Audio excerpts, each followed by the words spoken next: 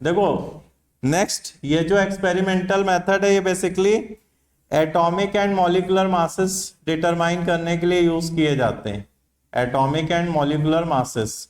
अब इसमें तुम्हें पता है कि पहला वाला जो है दैट इज ड्यूलोंग पेटिट्स लॉ। तो ड्यूलोंग पेटिट्स लॉ से हम मेटल्स के अप्रॉक्स एटॉमिक मासेस डिटरमाइन कर सकते हैं। और है क्या, है ये कि एटॉमिक मास जो मेटल का होगा इनटू उसकी स्पेसिफिक हीट कैपेसिटी, इनका प्रोडक्ट अप्रॉक्स 6.4 के बराबर हमें दिखेगा कैलोरी की यूनिट में। एटॉमिक मास जो मेटल का होता है इनटू स्पेसिफिक हीट कैपेसिटी उसकी, इनका प्रोडक्ट अप्रॉक्स कितना दिखेगा 6.4। तो यहां से अप्रोक्सीमेट मॉलिक्यूलर मासेस हम मेटल्स के निकाल पाते हैं। ठीक है। स्पेसिफिक हीट कैपेसिटी क्या होती है भाई, 1 ग्राम मेटल है उसका टेम्परेचर 1 डिग्री राइज करने के लिए रिक्वायर्ड हीट जो होगी that is called specific heat.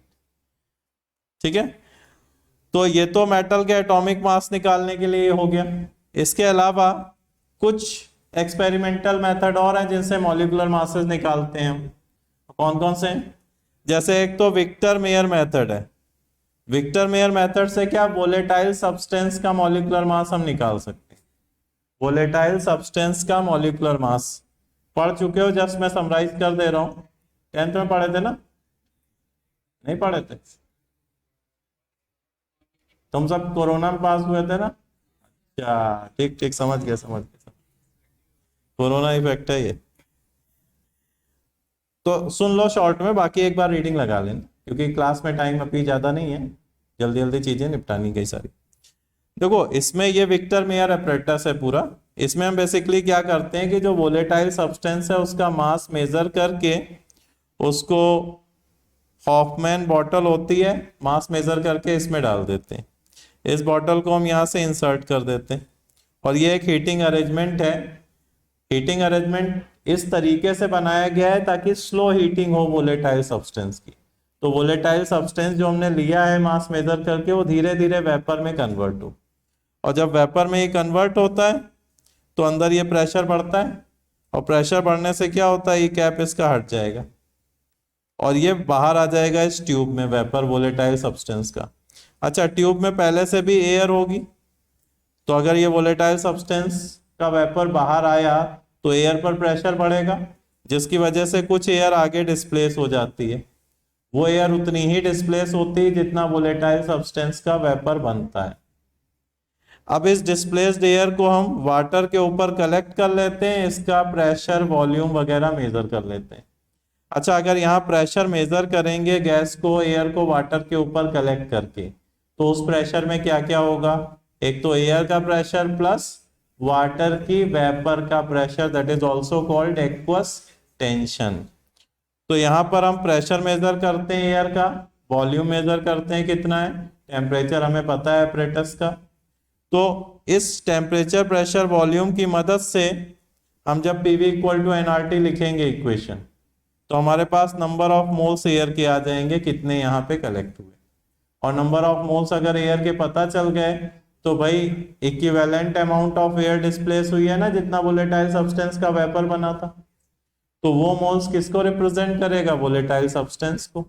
और वोलेटाइल सब्सटेंस का मास तो हमने मेजर कर रखा था जब ट्यूब में डाला था, मोल्स हमें कैलकुलेशन से पता चल गए और इसकी मदद से हम मोलर मास निकाल लें।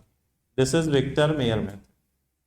वोलेटाइल सब्सटेंसेस के मोलर मास कैलकुलेशन में यूज होता है, सीधा सीधा है, तुम्हें वैल्यूज सारी दी जाएंगी, पीवी इक्वल टू एनआरटी लगा के मोल निकालना, जहां से मास की मदद से मोलर मास। ध्यान ये रखना कि यहाँ जो प्रेशर हम मेजर कर रहे हैं वाटर के ऊपर, एयर जो कलेक्ट हुई है, वो प्रेशर आएगा एयर का प्रेशर प्लस वाटर का वेपर प्रेशर। ठीक है, ऐसे ही देख लो सिल्वर सॉल्ट मेथड, नाम से काफी महंगा लग रहा है, सिल्वर सॉल्ट मेथड। देखो सिल्वर सॉल्ट मेथड बेसिकली कहाँ यूज होता है, ऑर्गेनिक एसिड्स जो हैं उनके मॉलिक्यूलर मासेस को डिटरमाइन करते हैं इस मेथड की मदद से। ठीक है ना, ऑर्गेनिक एसिड्स के मॉलिक्यूलर मासेस को डिटरमाइन करते हैं इसकी मदद से। क्या करते हैं मेथड में, ऑर्गेनिक एसिड्स को हम सिल्वर नाइट्रेट एक्सेस में मिलाते हैं, ऑर्गेनिक एसिड्स में सिल्वर नाइट्रेट एक्सेस में ऐड करते हैं, तो ये उनके सिल्वर सॉल्ट में कन्वर्ट हो जाते हैं। इसको हम स्ट्रांगली हीट करते हैं, तो स्ट्रांगली हीट करने पर केवल सिल्वर बचता है, बाकी सब वेपराइज होके निकल जाते हैं। अब ये सिल्वर जो बचा है इसका मास हम मेजर कर लेते हैं कितना है, और इसकी मदद से इस ऑर्गेनिक एसिड का हम पता लगाते हैं मोलर मास कितना है। अच्छा देखो, अब हमें पता है कि जितना सिल्वर सिल्वर सॉल्ट के अंदर होगा, जैसे मान लो कि एसिड तुम्हारा HNA था, ठीक है ना, तो सिल्वर सॉल्ट बनेगा तो सिल्वर सॉल्ट इसके एसिडिक हाइड्रोजन रिप्लेस करके बनता है AgNA, और इसको स्ट्रांगली हीट कर रहे हो तो स्ट्रांगली हीट करने पे सारा सिल्वर आ रहा है। सिल्वर का मास हमको पता है, मान लो W2 ग्राम। सिल्वर सॉल्ट का मास हम मेजर कर लेते हैं, दिस इज सपोज W1 ग्राम। तो सारा सिल्वर आ तो इधर से इधर ही रहा है ना, तो सिल्वर पर POC लगा सकते हो कैसे, N into mole of AgNA equal to 1 into mole of Ag, ऐसे ही तो लगेगा POC। अब क्या लिखे, N इंटू इसके मोल, W1 अपॉन इसका मोलर मास, सिल्वर का 108 होता है याद है, तो N इंटू 108 प्लस A का मास, ठीक, और इधर W2 अपॉन 108। अब यहां तुम्हारा केवल ये अननोन है और A अननोन है, तो एक बार इसकी वैल्यू पता चल गई तो तुम पता लगा लोगे HNA की वैल्यू क्या होगी, ठीक है ना। डाई बेसिक एसिड है तो N की वैल्यू 2, ट्राई बेसिक एसिड है वो सब पता होगा तुम्हें। तो यहां से A निकल आया तो मोलर मास निकल आएगा इस ऑर्गेनिक एसिड का। This is silver salt method कि ऑर्गेनिक एसिड में हम एक्सेस में सिल्वर नाइट्रेट ऐड करते हैं, जितने एसिडिक हाइड्रोजन है केवल वो जाते हैं सिल्वर से रिप्लेस होके और सिल्वर सॉल्ट बनता है। सिल्वर सॉल्ट को मेजर कर लेते हैं कितना है, स्ट्रांगली हीट करते हैं तो फाइनली सिल्वर रेसिड्यू बचता है, बाकी सब निकल जाता है। तो सिल्वर रेसिड्यू और सिल्वर सॉल्ट इन दोनों का मास पता है, इसकी मदद से हम क्या कर रहे हैं, POC लगा के सिल्वर पर हम कैलकुलेट कर रहे हैं A कितना है, और एक बार A आ गया तो HNA आ जाएगा कितना मास है। Clear point. इसी से मिलता जुलता एक दूसरा मेथड भी है, that is platinic chloride method. Platinic chloride method similar type का ही है। ये मेथड बेसिकली कब यूज होता है, ऑर्गेनिक बेसेस के मोलर मासेस डिटरमाइन करने के। अब तुमको ऑलरेडी पता है कि ऑर्गेनिक बेसेस जो होते हैं वो लुईस बेसेस होते हैं, ऑर्गेनिक बेसेस जो होते हैं वो लुईस बेसेस होते हैं। तो हम बेसिकली इस मेथड में क्या करते हैं कि ऑर्गेनिक बेस को के साथ एक्सेस में हम ऐड करते हैं क्लोरोप्लैटिनिक एसिड, ऑर्गेनिक बेस के साथ एक्सेस में ऐड करते हैं क्लोरोप्लैटिनिक एसिड और HCl कंसंट्रेटेड। तो ऑर्गेनिक बेस बेसिकली कन्वर्ट हो जाता है उसके सॉल्ट में, प्लैटिनिक क्लोराइड सॉल्ट, कि जो क्लोरोप्लैटिनिक एसिड होता है इस बेस के साथ इंटरेक्ट करता है, ये सॉल्ट बनाता है। सॉल्ट का वेट हम मेजर कर लेते हैं और इसको जब स्ट्रांगली हीट करते हैं तो केवल प्लैटिनम रेसिड्यू बचता है, तो रेसिड्यू का मास भी हम मेजर कर लेते हैं। और वैसे ही इन दोनों के मासेस की मदद से हम कैलकुलेट कर पाते हैं कि कितना बेस का मोलर मास होगा, ठीक है ना। अच्छा, जैसे मान लो बेस की अगर जनरल बात करें,